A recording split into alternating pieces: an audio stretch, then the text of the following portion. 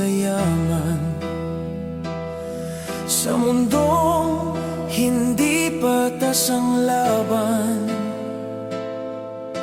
maaga akong naulila sa ama,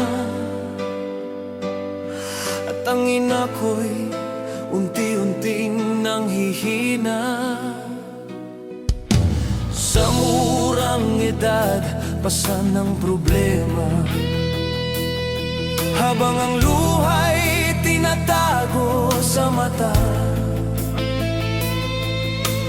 habang ang iba'y may tahanang ligtas, kami nakatayo sa gilid ng bukas. Sa bawat araw na kami minamalit, puso ko'y natutong manatiling tahimik. Ako'y pinanganak na mahirap, ngunit hindi kailanman yumuko, dahil kahit kapos ang palad, may dangal pa ring buo ang pagkatao. Hinamak man, tinapakan man, di ko hahayaang ako'y maglaho. Ako'y pinanganak na mahirap, ngunit di ako tulad ng mga api sa kapwa ko.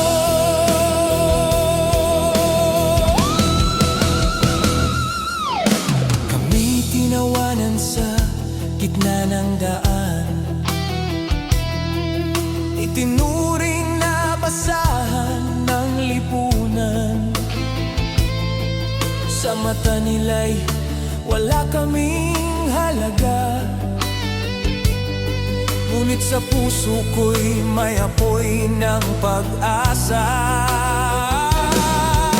Kaya ako'y lumisan, mag-isang naglakbay, upang hanapin ang saysay ng buhay.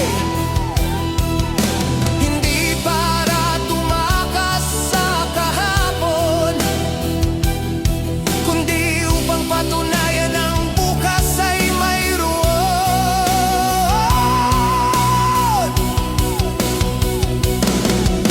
Hindi lahat ng sugat ay nakikita, ngunit lahat ng sakit ay may alaala.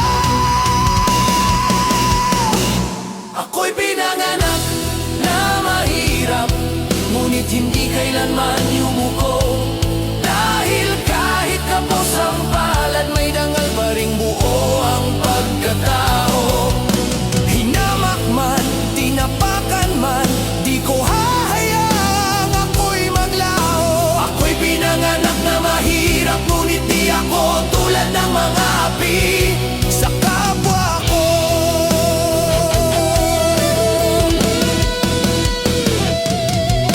Ang yaman ay maaaring mawala, ngunit ang asal ay kusang hinuhubog.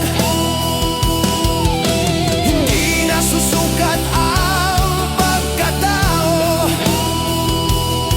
sa salapi, kundi sa pusong marunong lumingon.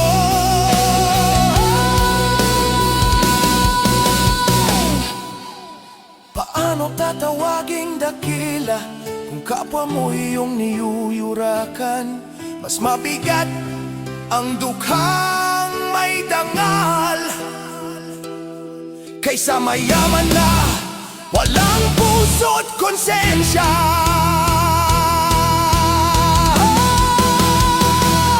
Ako'y pinanganak na mahirap, at di ko yun ikinahihiya, pagkat dala ko ang aral ng buhay na di mabibili ng salapi at ginto. Ako'y pinanganak na mahirap, ngunit may paninindigan at respeto, at sa mundong puno ng pangapi, ang dangal ang tunay na kayamanan ng tao.